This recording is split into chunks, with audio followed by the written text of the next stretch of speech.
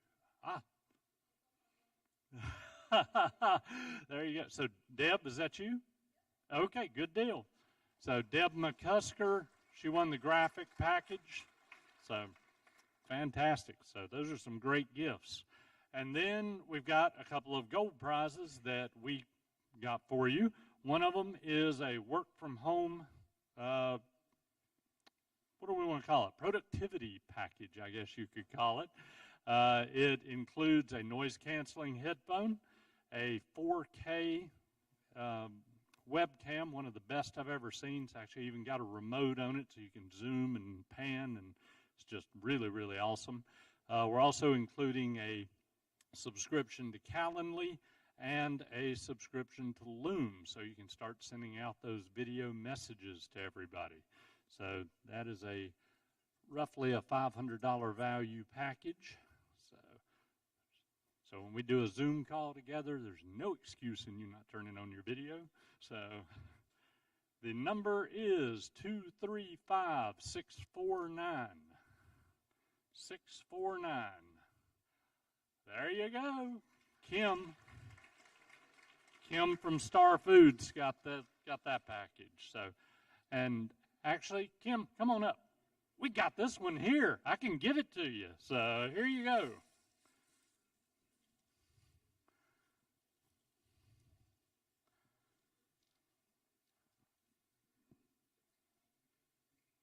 You can't miss a photo op. So, especially with a background this cool.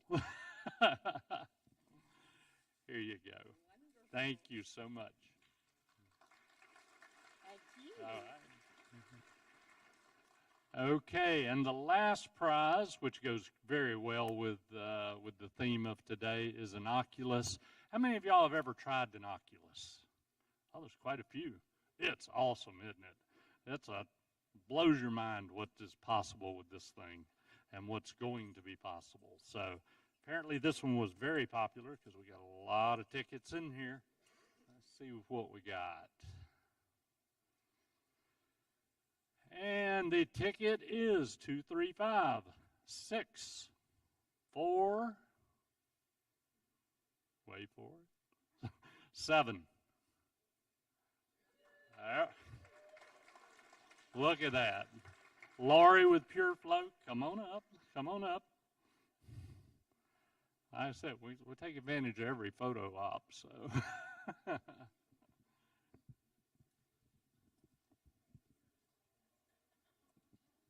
on over.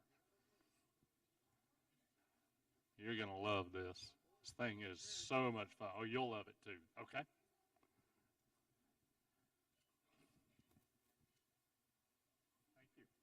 All right, you're welcome. You're welcome. Okay, very good. Well, now next up, we're going to have Mr. X. So we're going to go into that. That's not you. All right. So if these guys can help us with the table, and I'm going to turn off this super cool fan that we got here. I'm just going to pull the plug. There we go. Because although it's super cool, it's also super distracting. So,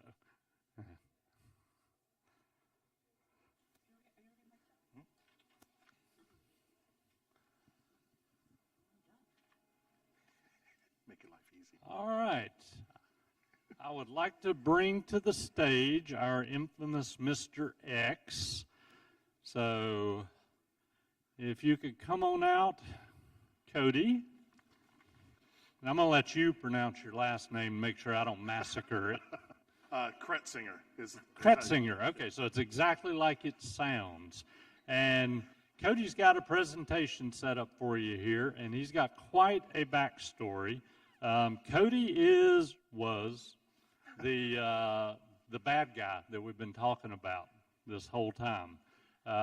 He was part of an organized. I guess you could call it organized. It was pretty organized. Yeah, it was organized. Okay, it wasn't disorganized. As organized as a hacking group can get, and ended up. I'll let him tell the story, but basically, bad turned good. Now he's turned into a security analyst, and he helps keep you guys safe. Before he was on the flip side of it. And rather than massacre his introduction and his story, I'm just going to let him tell it. So, Cody, the stage is yours. Here is the clicker. I forgot to give you one tip. That is forward. Do not press backward. It screws up the system. All right, so I will do only backwards then. Yeah, only Okay. backwards. There you go. All right. Thank you, Mike. Let's see here. And one other tip, Hunter may have told you, again, I told you, we're not professionals at this. We're learning as we go. Your next slide is up there. Your actual slide is here. Gotcha. I appreciate it. Thank you. So, as Mike said, my name is Cody Kretsinger. I am a security researcher for Galactic Advisors. And I'll get into my background and whatnot here. But what I mean by that is I do incident response, research and development in terms of like hacking and methods of hacking, as well as something called penetration testing. So that is being the bad guy, legit, and not actually committing a felony, which I'll get to in just a moment. I also like pizza. I always find, so we've got to put something up there. For those of you who have Googled my name already, because you're very, very quick, yes, I am this Cody Kretsinger. I was involved in low-sec, and I went to jail for hacking Sony. The feds came after me, the whole 9 yards. So I'll go into that story here in just a moment. So why am I here? I'm really on a mission to protect businesses, right? I'll get to that in just a couple of moments. I take what I've done in the past and apply it to how organizations can better secure themselves. So with that, we're going to talk a little bit about hacking businesses for fun, fun from my side, as well as for profit in terms of doing it legitimately, right? Really, we're going to talk about the ways that the bad guys are getting in, how they're kicking in the front door, and just kind of go from there. So, my background, I said I would talk about this a little bit here. I alluded to it a little bit, but I need to talk about hacktivism first and what hacktivism is. So you've probably heard of activism. Hacktivism is essentially the bad guys or hackers using their clout in order to gain access to organizations, right? Specifically, you've probably heard of Anonymous. This group, this collective of people online, typically around websites like 4chan and whatnot. Anonymous is this kind of loose collective of individuals that anybody can join, right? That's the whole premise behind Anonymous, is that any one of you, if you felt like you wanted to make a difference, you could anonymously join the group Anonymous and anonymously try to influence something. And we'll get to those in just a little moment. From Anonymous, there was an offshoot called LulzSec. That's LULZSEC, which, it's still on Anonymous. This makes a little bit more sense now. So really, Anonymous does some interesting things, right? So they're going to, the very first attack, by the way, this is fairly interesting. They're attacking a social media website in Finland called Habbo Hotel, which is basically you have a little avatar online. It's a little website. You walk back and forth and you talk to people. That's pretty much all it boils down to. And what Anonymous did is they all got the same avatar and they blocked the usage of a virtual pool. That's all they did, right? And they did it just to be funny. This got so much clout. This got so much coverage online that KTTV in Los Angeles framed Anonymous as the internet hate machine because they blocked people from being able to get to a virtual pool online, which is pretty insane. can you go back one slide? Sorry, hit the button twice. You probably know Anonymous from this event, which was Operation Chanology. Operation Chanology was the group of anonymous folks attacking the Church of Scientology. There were some ideals in which they did not feel were correct, largely around trying to get a Tom Cruise interview removed from the internet. As we all know, once you're on the internet, or once the information is on the internet, it's always on the internet, right? And the Church of Scientology was making several strides through legal methods in order to try to remove kind of a negative interview with Tom Cruise. Anonymous didn't like that, right? And what happens is you now shift from Anonymous being this loose collective of individuals into kind of a more organized group of individuals that has clear leadership, or at least some leadership structure, and kind of founding of offshoots of communities. One specifically called Party Van, which was a internet relay chat, or basically just chat rooms, where these people would loosely organize different attacks, right? The types of attacks were denial of services, right? So that would be trying to get websites offline. They would send black faxes, or make prank phone calls, some of which I was at least on the call as well as essentially a party line, right? So you got to hear some of this stuff happen live. And eventually they moved into nonviolent in-person protests, where you now start to see the Guy Fawkes masks now starting to pop up, right? And in real life protests, which is pretty significant. So that's Anonymous in a nutshell.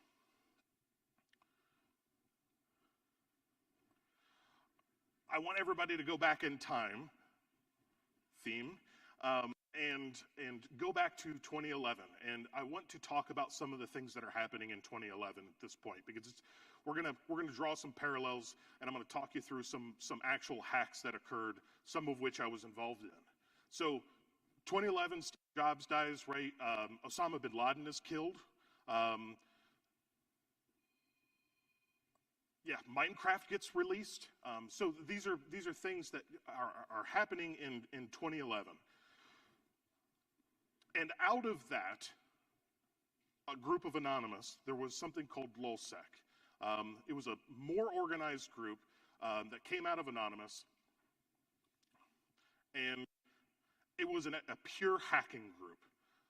This pure hacking group was there to name and shame organizations, because they name and shame organizations that they didn't agree with, and post all that information publicly, right? So I'll get to specifics here in just a moment. But the idea, the more high profile, the better, and strictly motivated by the laughs, right? That's for the lulz that you're going to hear. So, me, Hector, he is the leader of LulzSec. There's several people, there's about 10 to 11 folks in LulzSec. Specifically, he's the one, right? He's the one that is organizing a lot of this stuff. There's another individual called Topiary, which is his alias as well. I know him by Sabu. That's just what I've always referred to him as that. But he is the one organizing everything for LulzSec. And really the first thing that happens is he organizes some of the attacks, and LulzSec then participates in the very first attack ever for LulzSec. And that happens on January 5 of 2011. Excuse me, May 7th. Nope, January 5. Now I understand why there's two differences. So, my bad. So, all they're doing is a denial of service attack, right? And they're basically killing all the connections for Syrian-based government-backed websites because of the Arab Spring protests. So again, trying to get everybody in that mind of what's happening in 2011. The next thing LulzSec does, and this one is a little bit more significant. So it isn't just taking websites offline. They're actually gaining access to an administrative portal Specifically, this one is Fox News. And they're able to get databases related to the show X Factor and grab those credentials, as well as gaining access into LinkedIn and Twitter. So posting as some of the folks from Fox News. The next one, and this one, frankly, is my favorite, mainly because it's truly hilarious. They're able to get into the back-end CMS, the content management system, LulzSec is, in order to state that Biggie Smalls and Tupac Shakur, two notoriously dead rappers, are in fact alive, and they are living in New Zealand, in fact. The thing is, there's no harm to this other than reputational damage, right? It was a silly news post, but essentially, we found them. We found them alive. We did it, right? And this brought, obviously, the Times did the report here, but this was national news, even though it was just a fake article. So at this point, LulzSec had some pretty serious notoriety, right? So once they've accomplished the hack, they're on Twitter, they're on websites basically boasting about all of these attacks. So they had some pretty clout. People knew them. They weren't quite household names at this point, but they were pretty notorious. And I'm going to shift gears real fast, and I want to talk about where I was at in 2011. In fact, I had I had been about a year into the degree program at the University of Advancing Technology in Phoenix, Arizona, which is a really, really, really good technical college. In fact, I was a triple major, not only in network security, so think hacking, but also forensics, being able to detect how people hacked, and then network engineering, so how the communications work. And from there, I was a part of a couple of student-ran organizations, specifically Buffer Overflow, which was one of the largest student-ran security research organizations in the nation, as well as a club called Root the Box, which we would teach students from anywhere, or teach anyone from anywhere around Phoenix in order to how to hack into things, right? Because we wanted people to know this stuff, because if you know how the bad guys are getting in, then you know how to defend yourselves. That's the whole idea there. And the other thing I'll note is that the NSA recruits specifically out of UAT, the college that I was at. In fact, I had gone through the background check, the polygraph, which is intense, for a TS-SCI, or top secret SCI clearance in Maryland, where I was going to work for the NSA and the Red Team, which means I was going to hack other countries in really plain English. So that's where I was at. So real fast, remember Sabu? Remember Hector from earlier? Well, it turns out I actually knew him. I misled you guys. I knew him for quite a while. In fact, I knew him from different hacker circles since the mid-2000s. He and I conversed on a number of different occasions about some of the things that he was doing. I was telling him things I was doing, and we would laugh about some of the things. I wasn't committing any felonies. I was just testing the waters, if you will, in terms of cybersecurity. And around that time, I actually got an offer from Sabu. He said, "Hey, you know me. Is there any way you want to be involved?" And I said, "Hell yes. I want to see what this organization is about." Because I wanted to get into the brains of the guys that were doing the attacks. I wanted to see what inspired them, what was going on. So I was thrust into LulzSec and how it operated. And then we hacked Sony. So this particular attack is the one that I ultimately, I got tried and convicted on, which I'll talk about in just a moment. So I'll kind of set you up the timeline real fast. On June 1st of 2011, we discovered, actually we began the attack to a website hosted on Sony Pictures of America, specifically the Ghostbusters website. The Ghostbusters website had a form for entering in contact information for a contest. First name, last name, email address, physical address, that kind of stuff. And what happens is if you don't code those forms right, then there's a method for people like me in order to test the security of that form. So if you think about it for a moment, when you put that information in, that information goes from the website that you entered it into a back-end database, right? That should be a one-way communication. Well, if you know what you're doing, you can actually get the database to give you the information out of it. So that is called a SQL injection or a SQLI. And we used that access in order to get an absolute ton of information through that one particular vulnerability, that form vulnerability through SQL injection. Databases upon databases upon databases, because of course it wasn't just the contest information that we found for the Ghostbusters website. We found practically every other contest Sony Pictures of America had ever done. And what did that result in? Well, I'll tell you. It was over 1 million usernames and passwords that were stolen on this particular database, as well as nearly 13,000 different contest entries. There was 21,000 different other database entries in basically random information. 20,000 coupons, so we could get free music from Sony, which was pretty cool, as well as 65,000 music. And what did we do with all of this data? I heard somebody say sell it. Absolutely not. Remember, LulzSec was always about the lulz. So what are we going to do? Well, first we're going to publicly shame Sony. Hey guys, we're in your systems. You haven't detected us. What are you going to do?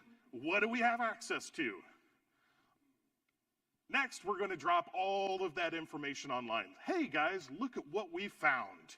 Sony, by the way, here's all your information. Oh, and heads up, anybody can download it. Here's the torrent for it. So it makes it incredibly easy to distribute. You're probably wondering, what exactly happens after you hack Sony? What do? Well, you live in fear for a little bit of time. The feds show up to your dorm room at about 5 o'clock in the morning, and they serve you a search warrant. Next one, please. Then they interview you while they're conducting that search warrant. It is not fun, I'll be honest. They're very intense, and I was an arrogant kid telling the feds, the FBI, that they're never going to find anything. I'm smarter than you. Good luck, because I was a little arrogant kid, it seems like, retrospectively. And after they get done interviewing, they say, all right, fantastic, go along, do your thing. And eventually, they indict you. For those of you who have never been through a federal indictment process, which I hope is practically all of you, it's pretty intense. When they indict you, they arrest you. By the way, this is my actual courtroom drawing. I don't know, I would have been like 20-something here. I don't know if I'm 20 in this photo or 90. Now, to be really, really honest, Maggie, who actually is the artist to this, it took me about 8 years to find her.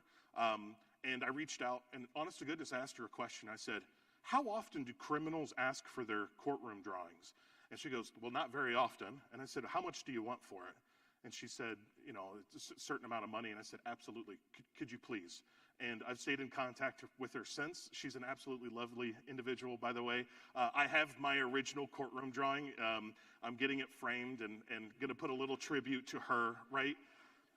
Because it's both unique and interesting and also, my goodness. But so, sorry, that was a quick side story. So they arrest you, and it isn't like your normal county courthouse.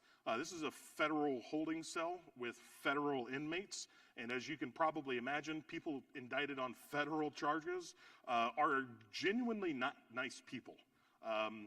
So you go to a holding cell. Eventually, they get you up in front of a judge, where this picture is then made. And then they charge you, and they get to determine whether or not you get to go home that night, or if you're going to actually just go back into the federal holding cell for goodness knows how long, right?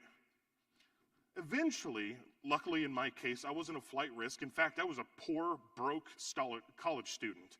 It wasn't like I was going to flee to Mexico, because I literally did not have a way to get across the border. I didn't have but $100 to my name. So eventually, the feds will sentence, right? So it's a fairly lengthy court process. You work with a lawyer, so on and so forth. And eventually, you get in front of a federal magistrate, and they get to determine your life, right? It could be 0 days in jail and a really long time in home confinement, or it can be a really long time in jail. And we made as best a case as I possibly could that it was an honest-to-goodness mistake, which it was. Well, it wasn't a mistake, but I learned my lesson, right? That I was really there initially to learn more, and got wrapped up in essentially the crowd mentality. And then the judge sentences you to jail. In fact, 1 year, 1 day was the actual sentence. In fact, quick side story, it was 1 year originally, and then my lawyer at that point said, "Your Honor, could it actually be a year and a day?" And I must have shot daggers into her eyes there, because I'm thinking, you're adding another whole day for me to be in federal prison. And she goes, "No, just trust me." So he grants this, the judge grants this. She turns to me and goes, "You're now qualified for good time. You don't have to serve your entire year. You now get to serve 2/3 of it."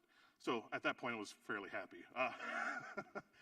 So in fact, I spent 9 months, 1 week, 1 day, some hours and some minutes in a federal prison in Pekin, Illinois, which was actually close enough to where my parents and friends and family all lived, because they actually visited me, which was nice, right? Now, I make light of my situation, and honestly, I like to joke about it, mainly because it's a unique experience, right? I'm an open book about anything, so when we come to questions in a little while, feel free to literally ask me about anything related to anything that I've done. So while I make light of the situation that I was in, my primary focus since has always been to educate, right? Not only educate folks like you, but also educate at-risk youth, as well as everybody else, anybody that can put me up on a stage. I want to educate them. So I'm going to cover a couple of things real fast. And I talked about red teaming a little bit earlier. Made some allusions to maybe black hat or white hat. I'm going to cover those real fast. So that way, if you're not in the security space, I'm just going to level the playing field for everybody. So first off, you've got black hats, right? These are folks that have several different names. UNC, which is unclassified or undetermined, essentially. APTs, which is advanced persistent threats. Threat actors, sometimes they're called SKIDs, which would be a short for script and kiddies, which means a fairly young individual that's just getting into kind of hacking, if you will. And they are doing it for fame, notoriety, money, sometimes for fun, like Lil Sec did, right? On the flip side of that, you have something called a white hat. And these are guys that are doing it professionally. Sometimes you see them referenced as security researchers or penetration testers or cybersecurity analysts or name literally a million different names for folks that are into the industry.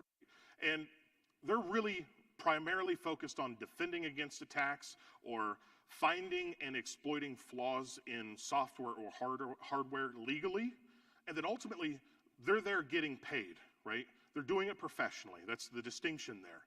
And they're doing it not maliciously.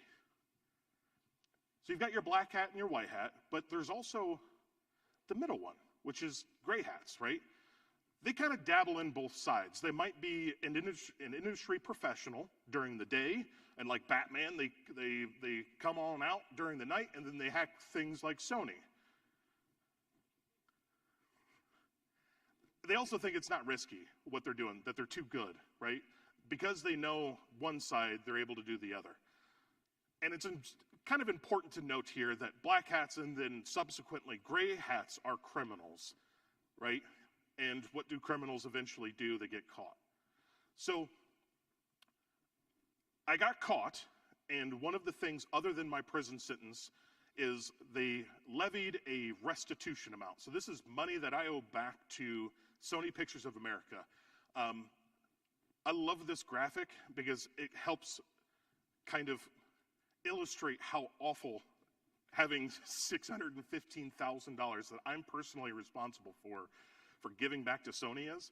It's a large amount of money, let's be honest here. So my favorite here is this, if you converted dollars to steps, for me anyway, I'm 6'4", it would be 300 miles, which means I could walk from here to Baltimore. Still owe quite a bit on that, by the way. So I've transitioned, obviously, from a gray hat to a white hat. And as I said, I'm on a mission to help others. I'll get to that mission in just a moment. I'm going to give you a little bit of background of things that I've done since conviction and getting out. It's a lot, to be honest. I led a security operations center, 24/7, 365 security operations center that did threat hunting, which is a fancy way of saying basically identifying how the bad guys are using new methods in order to get in, and being able to detect and respond to attacks. I've done I've done thousands, countless incidents. And what I mean by incidents is a bad guy has gotten in. What has happened? What do they have access to? From very, very, very large incidents, and I mean, think 5,000 endpoints, several hundred servers, all being down at once, so an entire organization being down, to literal public libraries where actually it was a China threat actor, was able to get in and send bad emails, right? So it runs the gamut from really, really terrible ransomware events to somebody actually just grabbing some emails and shipping some stuff out. The other side of that, so that is blue teaming. That is the defense side of things. The red teaming is the attack standpoint. So basically using my knowledge, leveraging my knowledge in order to get into systems that we're not supposed to be in. They're paying us to do this. It's legal. Just want to be very, very clear there. And I don't mean just computer systems. I also mean physically breaking into organizations, which I'm not a small guy, but as you can all see, but I love going over walls in drop ceiling spaces because no one is going to figure out I'm capable of doing that. So professionally, obviously, I've essentially taken everything that I've known from MolSec and hacktivism and Anonymous and education and going through the process with the NSA and turned it into a way in order to help other people. The other thing here, and I kind of alluded to it, was talking to at-risk youth. And I don't mean at-risk youth in terms of like hacking, I mean at-risk youth in general. I'm very, very, very active with that, as well as doing a lot of volunteer work, getting donations for a number of different organizations, including BSA, Boy Scouts of America. I'm an Eagle Scout, by the way, as well as Order of the Arrow. There's a Illinois Raptor Center that I find people to donate to and help with folks, as well as a lot of education in STEM classes. I want our youth to understand that you don't take the path that I've done. It makes things a lot more difficult in life, put it that way. As well as I'm an advocate for some felon rights being restored and basically making sure that folks don't go back to prison. Excuse me. So let's talk about current gig here, and then we'll move things along. So basically, I help people. And I do so because there are a lot of folks out there that need help. And I do that from not only in talking these things, but also in developing tools and techniques in order to kind of help those. So you could say, given my background, that I'm kind of uniquely positioned. And in fact, I'm here, that mission that I was talking about was to help protect 1 million people, right? So that is a very easy thing to say. It's a very difficult thing to do, but we're well on the way. So what have we seen? Things that you can take away from this. I'm going to not go through these fairly quickly, but I do want to go through them. Password reuse. We're all guilty of it. I am guilty of it. Stop reusing the same passwords. Use a password manager, right? They're easy for bad guys like me to crack or get into. And what I mean by that, and I promise I'm not going to get into the nuts and bolts in this, if you share the same passwords between two computers, I don't need to know what the password is. I can move from one computer to the other. And if I'm able to go from those two different computers, I likely can get into all of them, especially if it's the same password across many, many devices. Next is password complexity. Remember, my favorite soda is Dr. Pepper. I love dogs. Is so much more secure than season, year, exclamation point. I know that there is somebody in this room that uses that password. It is one of my favorite things to test during engagements. I saw a hand. I will not point to you. Use a password manager. So I've got a very, very quick story real fast. We did, this is in one of my previous gigs, there was a medical facility where somebody had used something similar to summer 2022. I'll get to that in just a moment. In fact, the password was Jordan23, all lowercase. And for those of you that are not familiar with the significance of 23, that was Michael Jordan's jersey number. And then from there, we were able to get into all the systems. So what did we do as a kind of a team that was able to get into this particular business? Well, we celebrated by posting Michael Jackson gifs and pictures in our group chat because we found a way in. So password reuse is a huge thing. This medical facility, by the way, we were able to get in through password reuse, and then basically elevate our privileges all the way up to administrator privileges. It was so bad that they had to report our findings to the national headquarters, if you will, because they don't know whether or not they were breached. All right. Next one is daily driver admins. In fact, they kind of covered this a little bit earlier. If you've got an account that is privileged, meaning it has administrative access, and you're using it as your daily driver, as your everyday account, it's bad because it's very easy for me to essentially get in. So if we have a user account, right, this is why it matters. If we just have a standard user account and it gets compromised, awesome, right? I mean, there's some incidents and stuff that happen, but it's just that one device or that one user account. However, if we have administrative credentials, it doesn't matter if they don't share the same passwords between computers. I have administrative credentials. I can navigate the entire network. I can execute whatever I want to. It's bad. The next one here is something called token stealing. The quick nitty-gritty here is that when a user authenticates to something, when you put your username and password in, for example, it's handing you back something called a cookie, right, or a token. We're all familiar with the cookie thing. So if we're able to grab that cookie from your computer, a third party like myself, grab that cookie from your computer, steal it, then, oh crap, I hit the back button, I apologize. If I can steal it, then I don't need to have access to your machine anymore. I've grabbed that cookie, that session token. I now can then authenticate to this application or this website with you no longer in the mix. So, pretty significant there. It's pretty bad because Bad guys can get around something called MFA that you all may be familiar with, multi-factor authentication, the little annoying two-step process.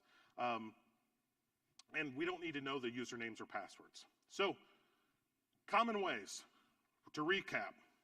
Password reuse, don't reuse passwords, make complex passwords. Remember, length over complexity, right? Make it long, not short. Passphrase there. Don't use daily driver admins. Make sure to always have a privileged account. And if you're going to do administrative stuff, make sure that you're using incognito or private browsing, right? Look at that. I got ahead of myself. So, use unique passwords, limit daily admin access, so on and so forth. The last thing here, and this is something I want to make sure that you're all aware of. So, Mike graciously asked me to come and talk, right, about anything. And our mission is to secure, oh, nice. Sure. I didn't leave you. Thank you. I got scared. Yeah, no problem, no problem. We're going to bring the chairs up and finish out the rest of this segment. So you and I are going to have a chat, and we're going to take some questions from the audience. Love it. I love questions. Yeah, so that'll be good. Yeah, I got some questions for you, too. So I've been thinking about this. You don't get to talk to a hacker very often, so we're usually just fighting them. So it's a once-in-a-lifetime opportunity. Hopefully so. That's it. So, but this is great. Thank you for the information that you provided. And, yeah, have a seat. Have a seat. The other one's coming out. Yep. And great. Thank you, Ethan. Appreciate that. All right. Well, I definitely want to take some questions from the audience, but I wanted to pull out a couple of things. One that I thought was fascinating when I first found out about it is that token stealing, because we all think and we preach that MFA is the end-all, be-all, but the hackers, as always, they're talented and they find a way around it. There is, and in fact, I believe there was an allusion to that standing in the back just a little while ago, where bad guys, not only are they trying to grab the token itself, they're trying to grab the OTP or one-time passcode, right? So that 6-digit or 8-digit PIN that resets every 60 seconds or so, they want to get to that. So there's a number of methods that they'll employ to get that, to get folks to send their OTP, but also they're ultimately after tokens. Because, again, to reiterate, you don't need to know the username or the password once you've got that token. And depending on what level of access that token is associated with it, meaning if it's a user account, then we're able to grab some information. But if it's an admin account, especially a global admin account, something in M365 that is really significant, oh my goodness, we're able to get into anything that we need to. Yeah, and I'm glad you went there, because that's the point I was trying to make it real for everybody, is if you're perhaps using a home machine or just a machine that's been compromised in general and you don't know it, you authenticate into your Office 365 account. Again, I'm not picking on any particular service because they're all very similar, and you've got MFA and you get logged in successfully, it saves that token on your machine. And if the hacker grabs it, all he's got to do is copy it to his machine. He's got access to all your SharePoint, all your email, everything, as I understand it. Yeah. So, I mean, again, depending on the differing level of accounts, and then the thing to mention is that's access to anything that service has. So there was some talk earlier about essentially what could happen, reputational damage and whatnot there. Just remember, bad guys are looking for as much information as they possibly can in order to make the attack worse. So just because you're okay with some level of compromise doesn't make it so that it's easier or less easy for attackers. They want to get in further to really turn the screws and get paid usually there. Right. Well, that makes sense. Yeah. And you came in actually, I think, a little bit later after I'd said this, but I'd love to hear your aspect of it, being on the other side. What about, a lot of us are small businesses. We've got nothing you'd want. Absolutely, you do. In every way. There could be reputational harm. It could be vendors or clients that you work with. It could be financial information. It could be bank accounts, like bank accounts. It could be employee information, social security numbers to sell on the dark web. There is, or better yet, there are some threat actors that will gain initial access and then sell that access to government-sponsored groups. And if you don't think that they'll make your day bad, they absolutely will, and do so for a lot of small businesses. You just don't hear about them because they don't make the news. Yeah, that makes sense. One of the questions I had, I was curious, when you were part of LulzSec, what did it feel like to be part of that group? Was it a I'm above the law and I'm a rebel kind of thing, or were you always worried about getting caught, or how did it? That's a good question. All right, make it a lot easier. There was a level of I'm above the law for a little while, and then there was I'm smarter than the government, which is not the case, turns out. And then there was just absolute sheer terror, because you realized I was so wrapped up in the moment that eventually it was so significant to me that I knew that I had altered my course professionally, personally, for the rest of my life. And a lot of sleepless nights, I'll put it that way. Okay. Well, for the high school students that are here and considering that path, discouraged. I do not recommend it. There's much easier ways. In fact, the one thing I'll add there is in the information security circles now, felony convictions aren't looked at as good things anymore. They're actually looked at as very bad things. So it's incredibly difficult to break into the cybersecurity industry with a felony now on your record, compared to what it was in the past. Yeah, that was good credentials, I guess, in the past. Yes. 'Cause it proved you knew what you were doing. Exactly. So, that's one way of looking at it. Now that you're working for the good guys, you've told us what it was like to breach a system. What does it feel like to stop an attack now? So there's a certain amount of, there's a high that you ride once an incident kicks off. And again, an incident is like a big cybersecurity event, right? Bad guys may have access to a system or whatnot. There's a certain high that you ride through an incident in helping people. I employed people that they got that itch scratched by helping that particular portion. Really, what scratches my itch is actually breaking into systems, but legally, right? So there's an incredible amount of enthusiasm and wonder that you get when you're trying to help somebody figure out what happened. And then on the flip side, when you're trying to break in, it's like a puzzle it's like the most complex puzzle that you've ever done in your entire life that may or may not have a solution to it. So it can be both incredibly frustrating and incredibly rewarding. Good. I promise I'll get to the audience questions in a minute, but I had to scratch this itch for myself because I said I don't get to talk to hackers. So it's good to hear. If you were back in the black hat business again and looking for targets, what are some of the low-hanging fruit that you would be looking for? So remote desktop is always a huge thing. So that is, that would be number one. We turn that off for all our clients, so you know. It is one of the easiest ways for bad guys to get in, by the way. So that would be one thing. I'd probably target particular industries that I know are less security-minded. So when there's not a regulation in place, meaning like bank or healthcare or something like that, those organizations tend to be less secure because they're not mandated to be secure. So they're typically more vulnerable to some of the real easy ways to walk into organizations. Things that deal with accounts, by the way, like passwords, are fantastically easy methods for bad guys to get in, and was a method that I employed a number of times, most of the time, when doing red team activities. Okay, good.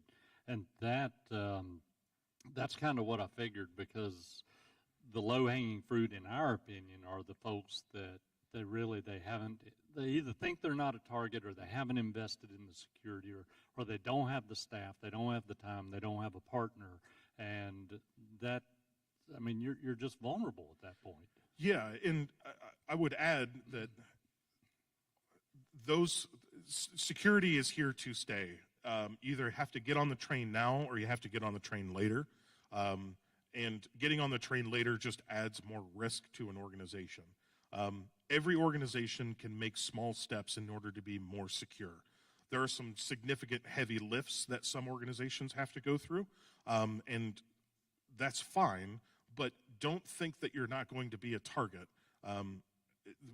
There used to be a kind of a common saying in the industry, it's not if, but when. Everybody is a target in terms of cybersecurity. And again, I've dealt with incidents as large as thousands of endpoints to libraries. I mean, everyone is a target in between. So it's just a matter of time. Sure. And last question I had on here, because a lot of these folks may not be aware. A little sick, you gave some hint as to how it was organized, Sure. but things have evolved tremendously since then. You mentioned nation-led attacks, things like that. These are not your guys in the basement with the hoodie anymore. No. This is big, big business. So there's two different groups mainly. You have government state-sponsored folks, and you have basically hacking groups that the government, that are private hacking groups that the government has more or less given their blessing. Those are called APTs, or Advanced Persistent Threats, or UNCs, or FINs. It doesn't really matter. It's nomenclature. It doesn't matter. There are certain countries that do a lot of attacking. You can probably think of them. That's Russia, China, Iran. Those are the big ones that attack us, right? Traditionally, don't think that the Five Eyes or our team, as well as our alliance, if you will, with some of the other governments, that we're not also doing some of the same things. We're just a little more stealthy. I'll put it that way. And typically those governments don't want to acknowledge the fact that a cyber attack has occurred, because it makes them look weak, whereas our press is unregulated in that way, and they can report on actual cybersecurity incidents. Sorry, I got off on a tangent. The point that I want to make is there are hacking groups out there. Some are extremely sophisticated that have unlimited funds, meaning they're government state-sponsored, which means there's no way to stop them, but you can make it incredibly difficult while they're in a system. And then you have the groups that basically need finance through ransomware or extortion or otherwise. And they are a force to be reckoned with. Some of them are master negotiators. Very good. Well, I'd like to open the floor to questions if we have some. Scott, what you got? Actually, hang on 1 second so the folks live streaming can hear. Anthony, if you give him a mic, please. I just want to ask you 3 questions. One is, you didn't sell the data, so you didn't actually profit financially from Sony. Sure. What were the federal charges against you? That's one. What did you do for 9 months in prison? And 3, did you make any friends while you were in prison? Good questions. Let's see. The first one were federal charges, so it'd be unauthorized impairment of a protected machine and conspiracy to commit fraud. There were 2 separate charges there. That basically means that we impacted a system so bad that it couldn't actually do its job. That's more or less what's going on there. The next one was, what did I do in prison? I in fact, drove a truck around and mowed the grass on very, very large mowers. I was at a federal prison camp, think Martha Stewart. Like, no fences, could have literally walked off the prison at any point in time. Read a lot of books. I think my count was up to like 150 books in 9 months, which was pretty significant. All nonfiction. And then lastly, make any friends. Yes, made friends while in. absolutely would never talk to any of those individuals on the outside. Good questions. Good questions. Lori back there. What happened to your fearless leader, and do you still have contact with him? So Sabu, or Hector, Hector and I still converse on occasion. He ended up being, prior to asking me to join, he actually was turned into an FBI informant. So I was essentially doomed from the start. There was no way that I would have outsmarted the government because he was an informant right out of the gate. That being said, his situation and why he was turned to an informant was pretty significant. I won't go into the details, but it was very personal for him, and I don't hold it against him. I could have said no. It was still my decision to join the group, and yeah, I still talk to him on occasion. He and I do it legitimately now, if I put it that way, and we talk shop. It's pretty much what it boils down to. Jody? You talk about using a password manager for managing all your passwords. For somebody who's never used one of those before, is there a particular one you would use, and how does that work? I'll let him answer the technology portion, but here's the thing. You only need to remember one password, and it stores the rest of them. It's usually browser-based or like an application that you have on your system. The idea there is that you have one master password that is really, really, really long and complex that you can remember, like my favorite soda is Dr. Pepper, I love dogs, for example. And it then manages all the passwords for you, so that way you've just got one source for everything. In terms of technology, there's a ton of different options out there. My recommendation is purely just use a password manager. That's what I was going to say as well. If you want to have that conversation, we can certainly have it, but it just depends if it's just for you, if it's for the whole company. There's a lot of things that factor into it, but it all boils down to use one. Trying to keep them all in a Word document on your desktop's not the best solution. It is for me if I'm breaking into a system, right? Makes it very easy. Yeah, there you go. We've often been told early on never to make up a password that's a phrase, but you're saying the phrase is fine as long as it's very long. Yes. So there's a lot of reasons for that. The main point is if I'm able to. There's a method called cracking, and I don't want to get into the technical details. A longer password takes longer to crack than a shorter password because of the entropy related, how many times I've got to iterate through a process to determine how long that password is. So to give you an idea, an 8-character password, 8 characters or less, is solvable within a few hours. 10 to 12 takes days or weeks. 16 or more takes lifetimes, and then millennia. It's an exponential rise for complexity and how difficult it is to crack. And that's where the password manager is so helpful, because there's no way you can remember or even come up with passwords like that. Password managers do it for you, save it, and allow you to just paste it in or automatically insert it where needed. So I don't even know the passwords for 90% of what I use. You don't need to. If you're using a manager, as long as you keep your manager safe and you know how to get into the manager, then you're in good shape. Yep. So, yes, there's still some risk there. It's not perfect, but it's a heck of a lot better than any other alternative. Yes. But you do say that there is no password you couldn't crack one way or another. Is that correct? There's a certain length in which it, in order to crack, it would be the time, like the sun will blow up. So until quantum computing, anyway. Yeah, and even then, there's some questions. So if the longer the password, the better. Just that's the easy length over complexity. Okay, Effie. Okay, so I think that's Effie. yeah, that's Okay. me. Yeah. So I'm certain that this affected your family, but I'm just curious. What did your parents say, and did they have any idea of what you were up to? So I'll add some. So I think traditional parents would probably be devastated. I think everybody would be devastated that their kid was involved in some kind of crime group. It just so happens to be that my dad and brother are law enforcement officers.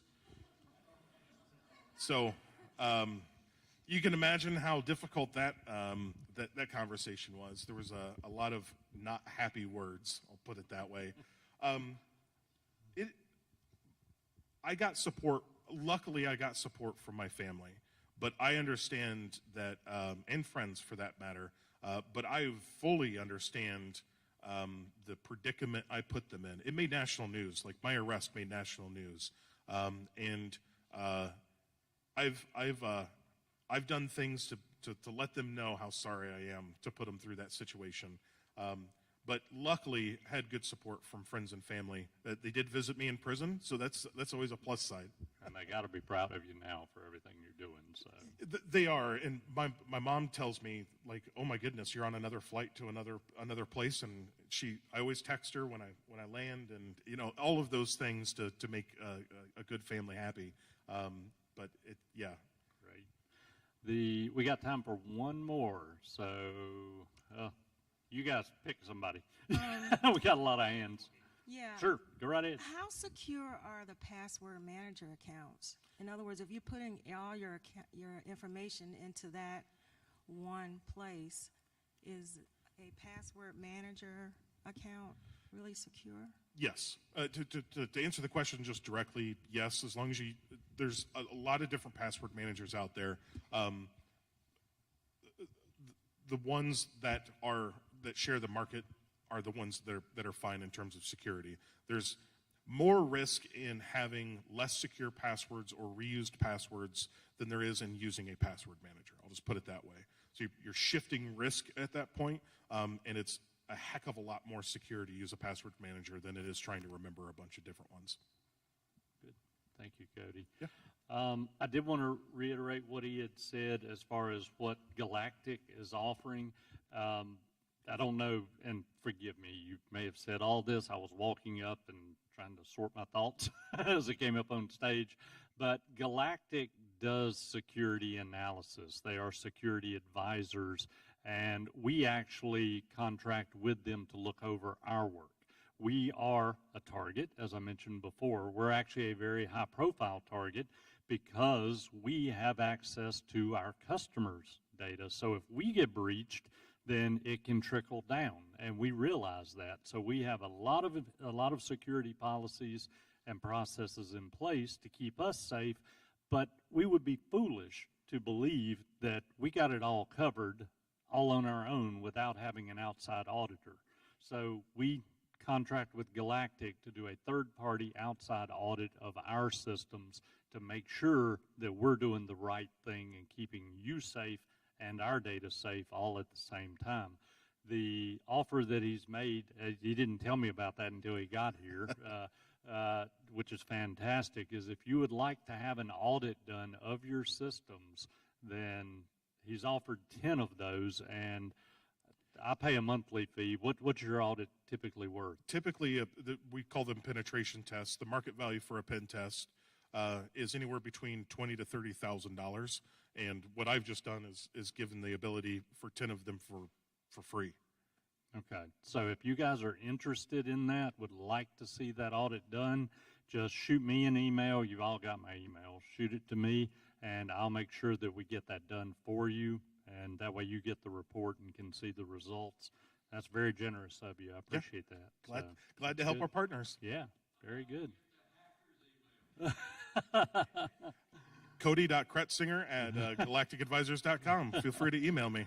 Yeah, there you go. There was something else. Oh, I know. Also, for those of you that might be interested in ongoing analysis, we are offering a special on that as well. It's in I think it's the last page of your book. There is a show special because they do ongoing scans just like they do for us, because security is not something you just turn on and walk away from. It needs attention. It needs to be monitored. Things change, and especially if you're in a compliance industry, it may be mandated.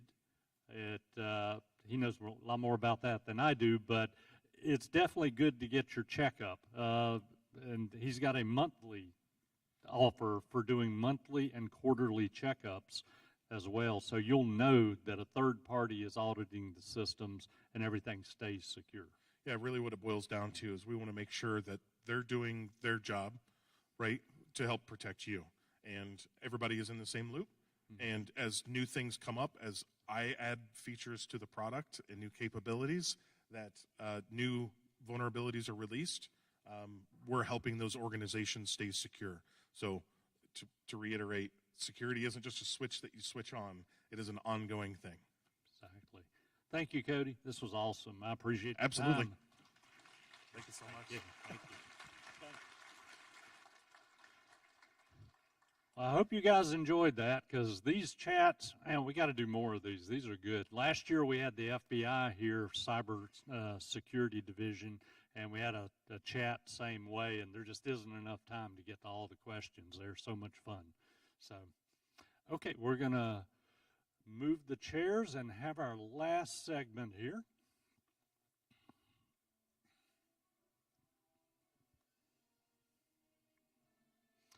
And there is on that last page again, there is a special, as mentioned, that Cody's arranged. For October, he's giving half off, and this is ongoing. It's just you have to sign up in October. He's giving 50% off the ongoing monthly cost of those scans. So if you lock it in October, you're good forever. So he said there's no expiration on that 50% off coupon that I'm aware of.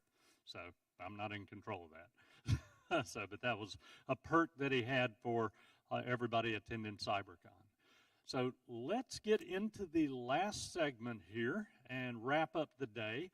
And I titled this one, "The Tech Wave is Here, Are You Ready?" And we've been talking about things all day regarding security, insurance, what's coming in the immediate future with the robots and everything else, and all that's wonderful.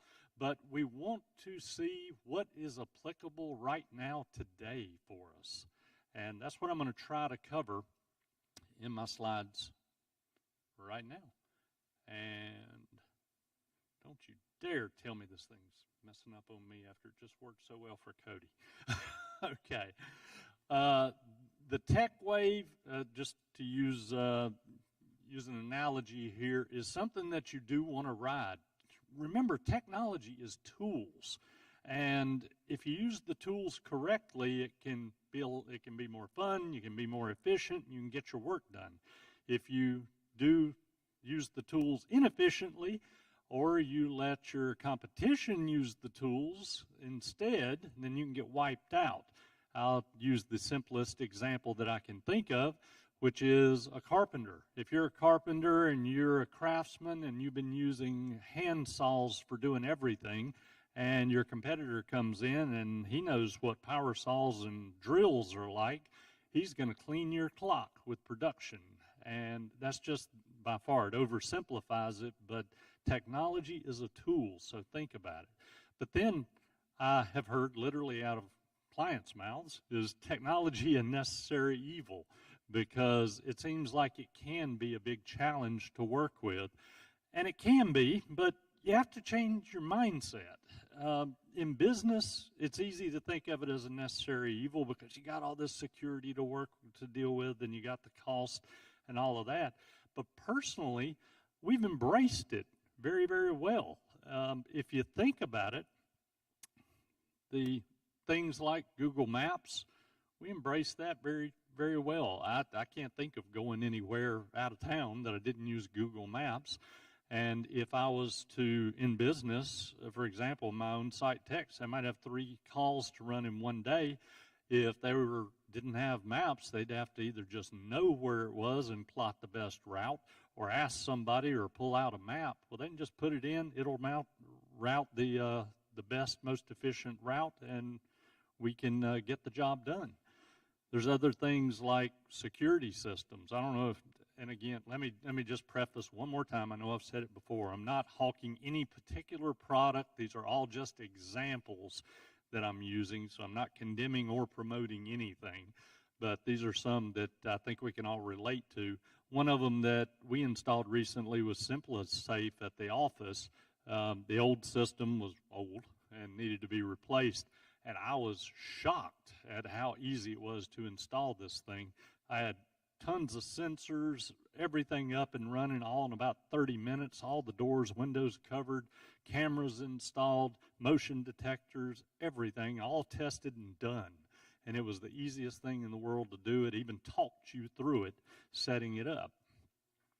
Another thing we all use in our homes, or a lot of us do, is Amazon Alexa devices, Google Home, things like that. There's thermostats, just all sorts of things to make our life easier. How could we even get by without a phone anymore with all the tools that are on it? And I'd love to try Super Cruise. That just looks so cool.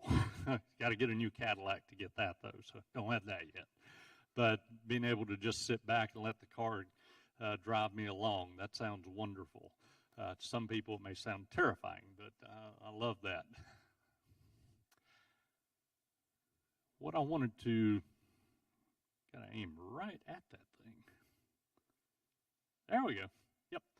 The technology that we can use right now, I wanted to break it up into a few different areas that we're going to zip through, because I think these are things that are, again, directly applicable to business right now that you can use. And some of these things we use at Comtech, and it helps, I think, give us a competitive advantage. The first one I wanted to look at is communication, and Ethan talked a lot about this, so I'm really going to zip through these slides.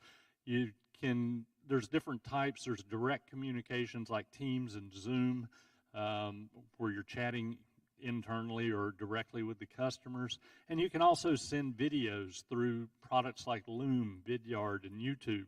Loom has a free account you can sign up for, and you can send those video messages, and it tells you when the person watches the video, and it's totally free. It's really, really neat. They do limit the length to the video, but if you just need to send a quick message, it's very nice and very personal. So it sets you apart from your competitors. There's indirect methods also, things like Constant Contact, MailChimp. All the emails that you guys got about this event came through Constant Contact. That's a wonderful tool also. All these are in your binder with links. But it lets you communicate with your customers or prospects, and you get some metrics back on it. You know how many of them got open, how many got delivered, how many bounced back, so you can edit your list and keep your marketing fresh. Business texting is something fairly new. We all use it individually to text each other, but have you ever thought about using it in your business? You can do some really unique things with the business texting. For example, we've had a couple of instances where a customer would set up keywords like hours. If someone texts the main business number and it included the word hours, it would respond back to the person with the reply with the business hours. So you can do things like that. You can even get creative. Let's say you run a manufacturing center and you're running 3 shifts, and you want to get the message out to your people if maybe weather's coming in. Maybe second shift is going to be closed. The people could text in to that number, use a keyword like second shift, whatever it is, and the system would automatically reply back with the appropriate message to let your people know what the status of the business is. So you just have to think outside of the box. These things are already here. Word Hero is a pretty neat thing too. This is something that we've used, and it is using artificial intelligence to make you a writer. Maybe you're not the greatest writer in the world. Well, with this, you can come up, and there's only a few listed here, but there's a lot more to choose from. Let's say I wanted to create an email, create a resume, create an Amazon product description, whatever it is, write a blog. You can start typing. After 10 words, hit go. It'll finish the whole paragraph for you by pulling data from all over the internet. And students, don't listen to this. It is totally unique, guaranteed no plagiarism. So there's no way that it could be tracked back that you used artificial intelligence to create it, and it's pretty darn effective. So it's a neat way of utilizing technology if you don't have the skills. Here's another really neat one as well.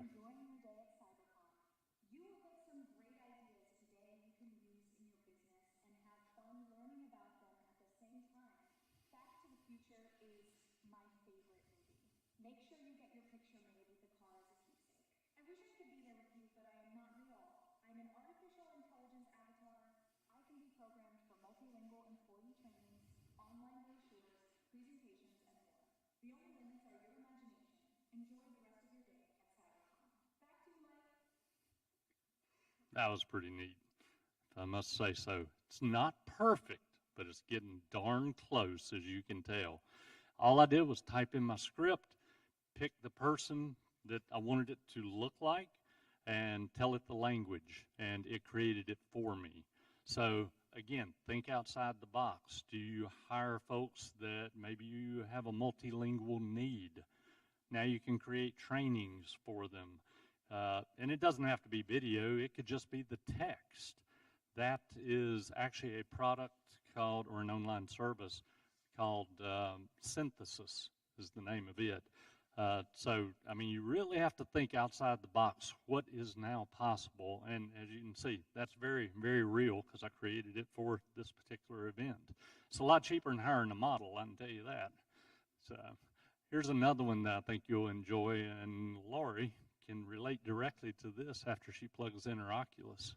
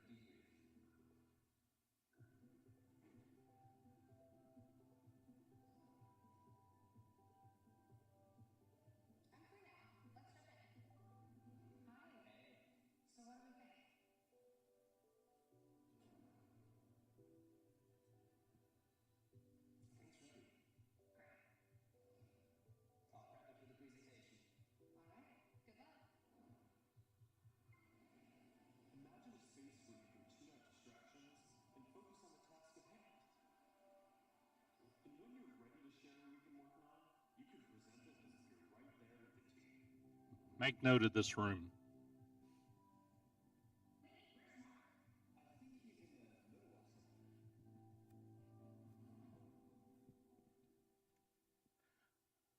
That is so cool. And it looks futuristic, but as I mentioned, that Oculus, I'm not, again, hawking any particular product, but I happen to own one, and I'm amazed. Every time I put that thing on, it keeps evolving and getting better and getting more amazing. That room that they showed, the meeting room, I've been in it. It's incredible. You can set it up to where it's in Napa Valley. You're 100 feet off the ground. Glass walls all the way around. 10-foot screens in front of you. If you have PDFs you want to show, slideshows, you literally take them and throw them up on the wall. If you want to write, you can write in the air. You can write on the whiteboards. You can grab the text, move it around. This is now. This is happening right now. Now, does everybody have one, and is it feasible for everybody to meet that way? Not yet, but we're getting close. I mean, that's a $500 device, and you can do all of that with it, and it was no charge for the programs and what you can do. I can definitely see where we could be having a meeting like this in the next few years, and all you did was put on your visor, and you're here, and you can see everybody in the room, and you can see everything that's going on, and we didn't have to brave the weather. So think about these things as you're moving forward, because it is some game-changing stuff, and it's here. It is literally here. Next section I wanted to look at was outsourcing.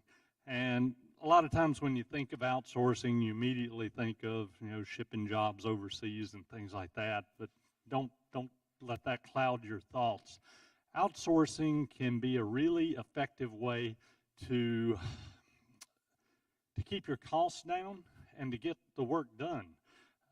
We're very fortunate here in the U.S. The dollar's strong, so it makes it very economical to hire offshore help. One way we use it is for list building and research. Marketing is painful, tedious. Putting lists together, sorting them, doing all of that is really a pain, and nobody enjoys it, and it's expensive to do it here. We hired a lady in the Philippines that does it, and she literally can get done she works full-time for us, doing marketing and just doing that task, and she can get done in a week what normally would take us a month, and it is $5 an hour. That's it. No insurance, no benefits, nothing, and she's thrilled to have the work. I'm not saying you'll get that lucky, but there are ways to utilize remote workers and maximize your efficiency. So again, the whole idea of today is to keep your mind open and explore the possibilities. And there's other things you can use as well for outsourcing. It doesn't have to be overseas. It can be right here. As a matter of fact, this video I'm about to show you is just a 10-second snip from our website. You guys may have seen it.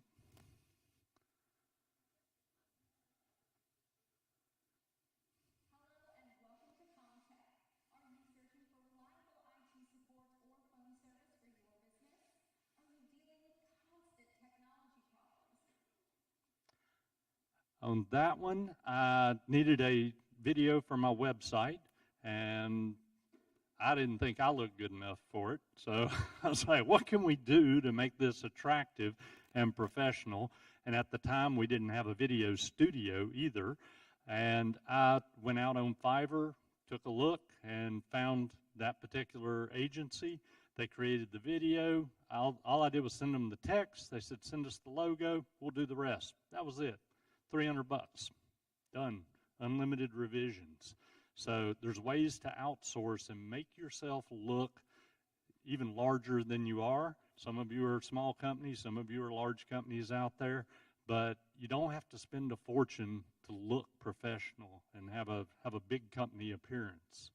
You can also do things like executive assistants are available through outsourcing to manage your calendar, book flights, you name it. Sales and support staff. We don't use off-site for support. Obviously, a lot of people do. You have that language barrier problem, unfortunately, which is one reason we don't do it. But it does work for a lot of companies, and it helps you keep your costs down. And we all are in business to make money and to be as efficient as we can. So we need to keep these things in mind if it works for you. If it's not going to impact the customer's experience and you can save money and find a way to make it work, it's good leverage.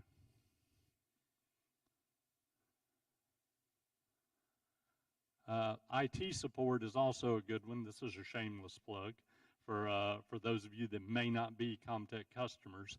But hiring an internal IT staff is expensive right now, especially with the labor market being what it is. So it's very expensive. It's also, you've got a lot of resources you have to put around that as well, buying all the tools and everything.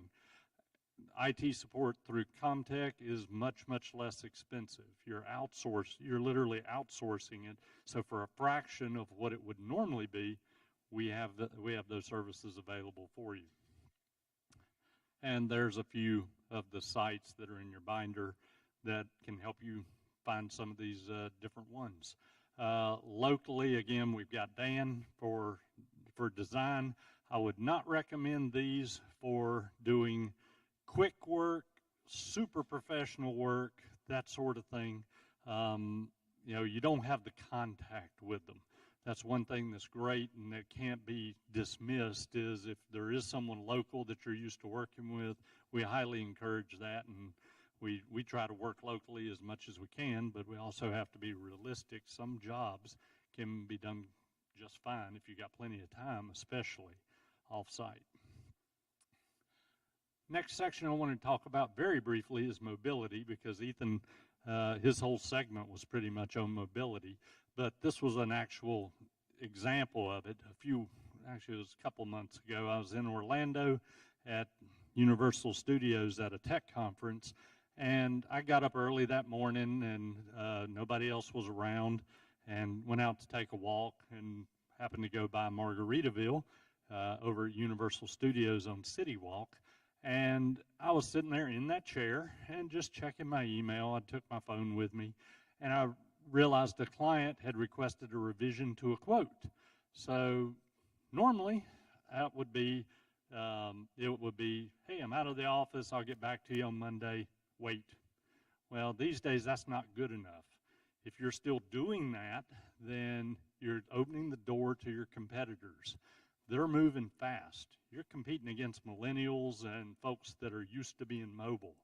Fortunately, we'd already equipped ourselves with cloud services. I could pull up the quote, pull up my vendor catalog, make the adjustments, save everything, send it to the customer. He had it all before 8 a.m. and no big deal. So, because speed of response is so important right now. Everybody wants it yesterday. So make sure that mobility is a part of your strategy. Again, if it makes sense to you.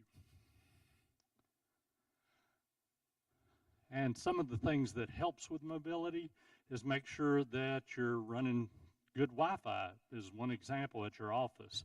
Version 6 is the latest version. It's much better, stronger, faster. You don't want to be running a 10-year-old Linksys $49 router that you bought at Walmart. It's just way too slow, and it's not going to give you the experience that you need or the competitive edge. And make sure your staff has the tools they need. Again, that goes back to the things that Ethan was talking about. Next one I wanted to look at was buyer enablement.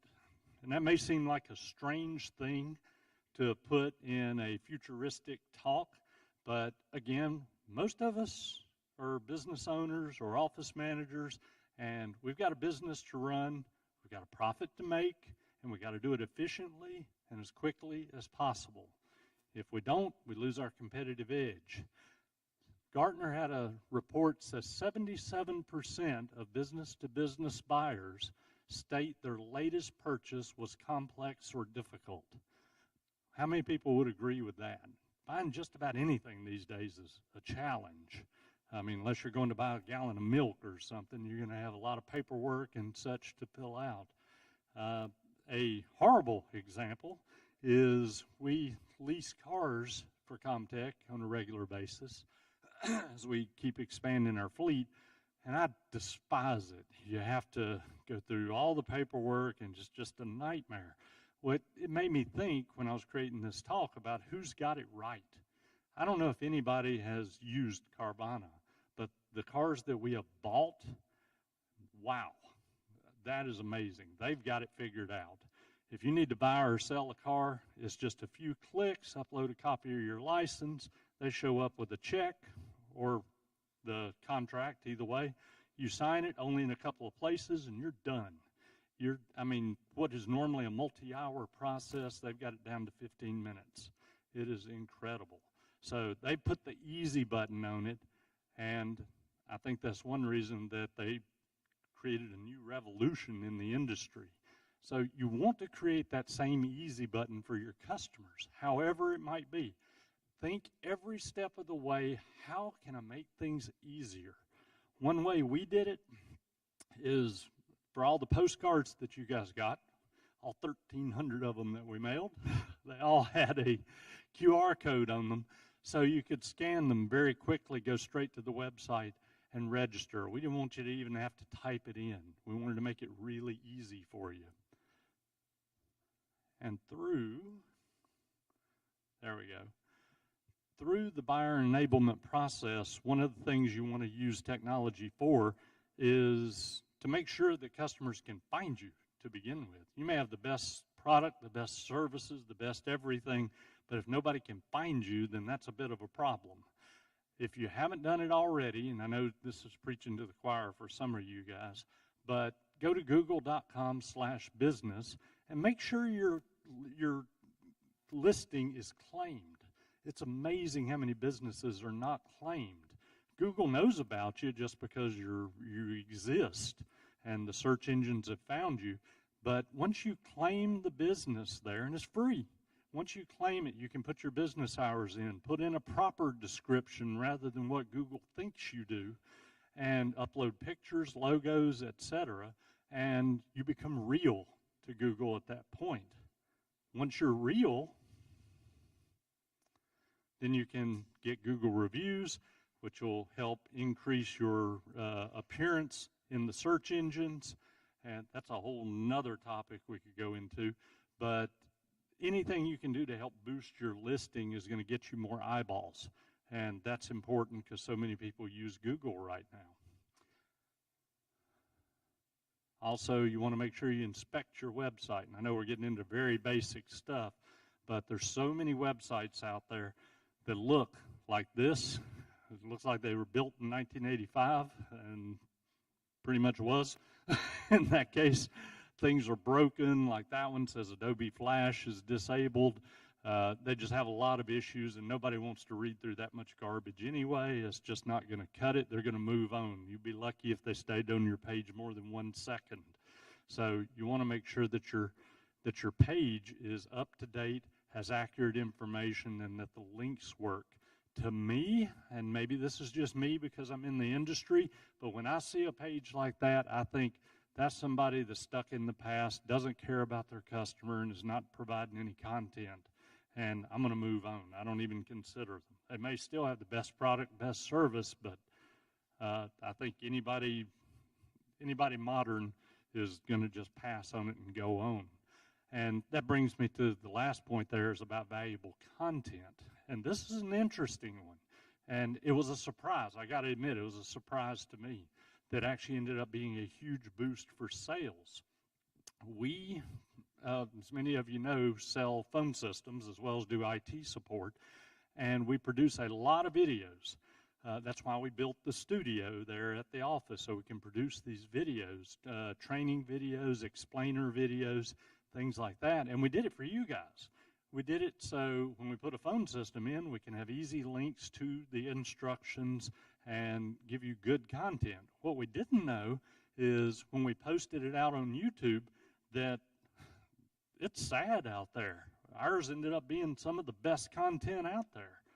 When we look at the views, you know, we've got 5,000 or so customers for phones. We've got over 200,000 views for phones on YouTube. We now have phones all over the country. I just signed one yesterday that's in Washington State. They went on YouTube, saw our video. I was like, these guys seem to know what they're talking about. My local phone company doesn't. Can you help me? And they reached out to us, and we're putting phone system in for them in Washington State. So you never know where the content is going to go or how it's going to affect sales.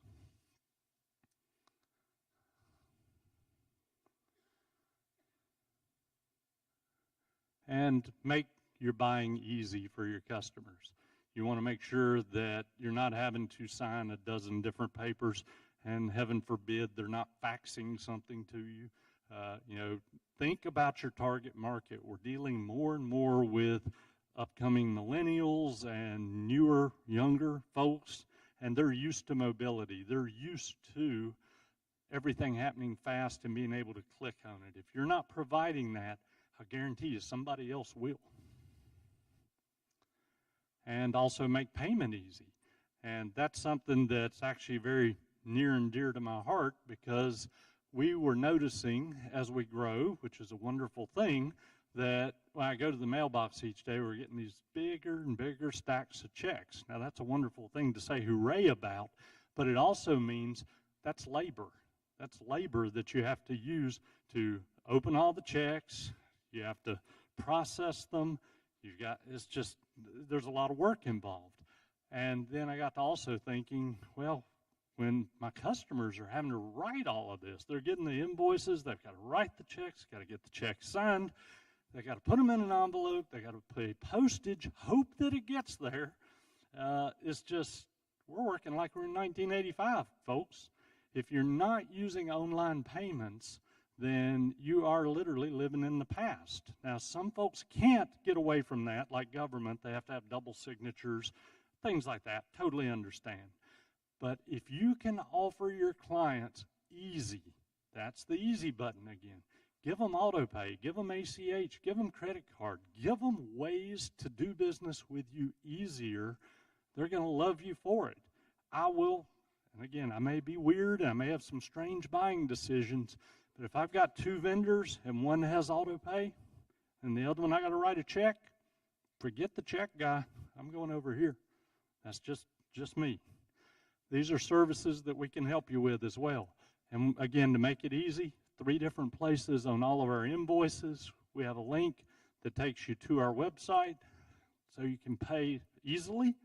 And if you want to set up auto pay and even see all your tickets and history, you can do all of that. We want to make it easy for everybody. Are we perfect? Far from it. But we're trying. We're trying. And last one we have is cloud services. And cloud services means a lot of different things. But to me, when I think about it, I think about cloud services as being a big equalizer, because I've been in business, well, we started in 1990, so 32 years. Again, I'm no expert, and a lot of you have businesses a lot bigger than mine, and I'm sure a lot more successful. But I've seen a lot of evolution, and I know one problem that we used to have, and still have, is we compete against the big boys, the IBMs and the other big security companies and providers that are out there. And they used to, that's the key word, have tools that only they could afford. Well, now, because of the cloud, you can do things to fight the big guys. You can be in the ring and actually make a difference. You can use things like Constant Contact, Zoho, and Salesforce, and HubSpot to create your CRM experience for your clients. So you can track the data, get the metrics, do the proper marketing that all these big guys are doing that you couldn't do before. Now you have access to these things. Vidyard's another example. It's incredible what is out there, and not much money at all. But now you can play in the big game. And I think that's what's really expanded our growth. We've tripled in size in the last 5 years since we embraced all of this. There's productivity tools. Obviously, we all know about 365, Google Business Suite. One you may not have thought of is QuickBooks. Some of the accountants in the room may despise me for this, but when we embraced it, it made a world of difference. Now my bookkeeper, she works from home. Now I work from home. My business partner, David, you met earlier, he works from home quite a bit. Instant access to all the numbers. It's a game changer. Yes, you can do it with a VPN. Yes, you can do it connecting in locally. But it's wonderful. It's hard to even describe the things that are possible when you go to the online version, because now all your payments can automatically funnel in. No more processing checks. The payments come in, get automatically applied to the invoices. Less labor, less cost, more efficiency. It all wraps in together. Some other tools that are really nice that I enjoy and that we use are things like Best Value Copy. I was worried my voice wouldn't make it today, and it's starting to go. Things like Best Value Copy, and again, that may seem strange, but I used it for a specific example, is I love our local printers. We use them for a lot of things. But when I have big packets like this that I need to print 125 copies of, those things are expensive. If anybody's ever put booklets like that together, I can do it there for 1/3 the cost. And I don't have to talk to anybody. I just go online, click, this is how many copies, this is what I need, this is the paper, and it's all efficiently done. Click, click, click, finished. 30 seconds, I got my order placed, and it's done. And I think the way that these companies like Vistaprint and Best Value, the way they do it is they're taking the labor out. Again, that's your most expensive part, at least it is for us, is the more things we can get automated and get the labor out of the picture, the more profitable we can be and the more efficient. Payroll services is another one. If you're still doing your own payroll, I don't see, unless you got a special reason, that just seems like the most expensive, tedious way to do it, and you're accepting a lot of liability. I'm sure there's some reason for doing it internally, but payroll companies are cheap, relatively, and they do a fantastic job. They're worth taking a look at. Save that labor or reposition that labor to something productive. Payroll, to me, is as unproductive as it gets. I don't make a dime off of it when I'm paying somebody to do payroll. ShipStation, very similar for doing shipping. Calendly, it's another great tool. If you've ever done any scheduling with us, you probably have used Calendly and may or may not have even known it. It stops all the back and forth. It lets you pick the day, date, whatever that you want for an appointment. So the whole point of this, again, is to make sure that when this wave comes, and it's already here, that you don't get knocked on your butt. We do not want you guys to get wiped out and be like those folks on the Fortune 500 that disappeared, because it doesn't have to be that way. We all have a lot of business challenges, but we can certainly address them, and if we use the right tools and we keep adapting, we can all stay relevant.